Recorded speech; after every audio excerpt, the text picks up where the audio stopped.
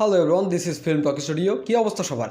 তুফান প্রথম থেকেই কাঁপিয়ে দিচ্ছে এবং আরেকটা আপডেট এসে পড়ছে। মোস্ট প্রবাবলি এই সপ্তাহের মধ্যে তুফানের একটা গান রিলিজ হবে।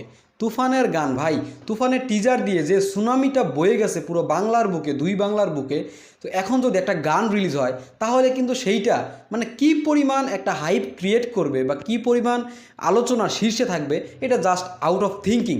ঠিক আছে, তো যতটুকু শোনা যাচ্ছে যে এই সপ্তাহের মধ্যেই তুফানের একটা গান রিলিজ হবে। এই যে পিকচারটা দেখেন, এই পিকচারটা হচ্ছে তুফানের সেই গানের একটা সেট থেকে। তো এই সেটটা যদি হয়ে থাকে তাহলে এটা বোঝাই যাচ্ছে যে এটা কোনো একটা পার্টি সং, ডিজে টাইপের একটা সং বা ডান্সিং একটা সং হবে। ডান্স ফ্লোরের মতোই কিন্তু লাগতেছে। আরেকটা এর মধ্যে বিশেষ ধামাকা হচ্ছে এই গানটার প্লেব্যাক সিঙ্গারকে জানেন?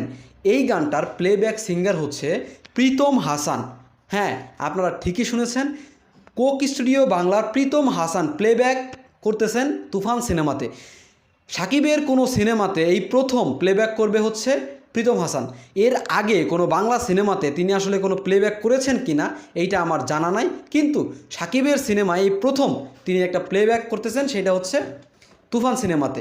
তো আশা করি প্রীতম হাসানের কাছ থেকে আমরা খুব ভালো জিনিসটাই আমরা পাবো, আউটপুটটা খুব ভালো পাবো। বিকজ কোক স্টুডিও বাংলা থেকে যে গানগুলো তারা আসলে আমাদেরকে উপহার দেয়, যে গানগুলো আপলোড হয়ে থাকে, সেই গানগুলো কিন্তু বরাবরই ভিন্ন ধাঁচের, বরাবরই ডিফারেন্ট একটা ইউনিক একটা আইডিয়া থেকে তৈরি করা থাকে। যদি তারা পুরনো কোনো গানকেও মডিফাই করে নতুন করে আমাদের মাঝে দেয়, সেটার মধ্যেও কিন্তু নতুনত্বের ছোঁয়া থাকে, আধুনিকতার ছোঁয়া থাকে। অনেকগুলো ধাঁচের গান মিক্স করেও কিন্তু তারা গানগুলো প্রকাশ করে থাকে। কিছুদিন আগে মালো মা ঝিলোঝি এই শিরোনামে যে গানটা আপলোড হয়, সেটা কিন্তু এখন একদম ভাইরাল, মানে সবার মুখে মুখে সব জায়গায় মোটামুটি খুব ভালো চলতেছে, খুব সাড়া পাচ্ছে মালো মা ঝিলোঝি এই গানটা। তো প্রীতম হাসানের ট্যালেন্ট সম্পর্কে আমাদের তো ধারণা সবারই আছে।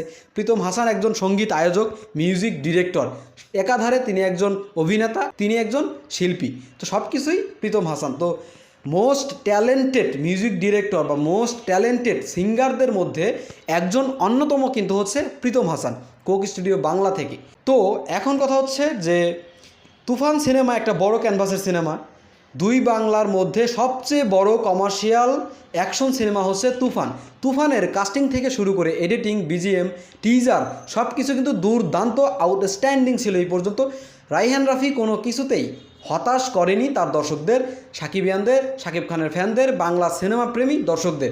তো প্রীতম হাসানের এই গানটা দিয়েও হতাশ আমরা হব না, এইটুক ভরসা কিন্তু প্রীতম হাসানের উপরে আমরা করতে পারি, রায়হান রাফির উপরে আমরা করতে পারি। আর পারফরমেন্সের দিক থেকে তো সাকিব খান সেরা, এই গানে পারফরমেন্সটা যে আসবে সাকিব খান সেরা। আর এইটা যদি ডান্সিং গান হয়, পার্টি সং হয়, তার মানে ঈদ কাঁপাবে এই গান। ঈদকে কেন্দ্র করে, ঈদকে আরও মাতিয়ে তুলতে এই গানটাই হয়তোবা নিয়ে আসতেছে আমাদের রায়হান রাফি তুফান সিনেমা থেকে। তো সবাই রেডি থাকবেন, এই গানটা আসার পরেই যেন ঝড় শুরু হয়ে যায় সাকিবিয়ানরা। এবং শুধুমাত্র সাকিবিয়ানরা না, এই তুফান সিনেমার হাইপ কিন্তু সর্বমহলেই, তুফান সিনেমার টিজার কিন্তু সর্বমহলে প্রশংসিত। বাংলা সিনেমা প্রেমী দর্শক যারা আছে, বাংলা সিনেমা যারা দেখে, শুধুমাত্র শাকিব খানের সিনেমা না, অন্যান্য নায়কের ভক্ত বা অন্যান্য নায়কের সিনেমাও যারা দেখে, তারাও কিন্তু এই তুফান সিনেমার টিজারকে প্রশংসায় ভাসিয়েছেন। তুফান সিনেমার জন্য তারাও আগ্রহ নিয়ে বসে আছেন। তো আমরা বলতেই পারি সর্বমহলে প্রশংসিত তুফান সিনেমা। তুফান সিনেমার গান যদি আসে, এটা তো একটা সুনামি বয়ে যাবে, আর একটা ঝড় বয়ে যাবে, এটা তো সুনিশ্চিত, তাই না ব্যাপারটা? তো আমরা ওয়েট করব এই সপ্তাহের মধ্যেই কবে এই গানটা আসে, যা আপনারা সবাই রেডি থাকেন এই গানের সাথে তাল মিলিয়ে নাচার জন্য।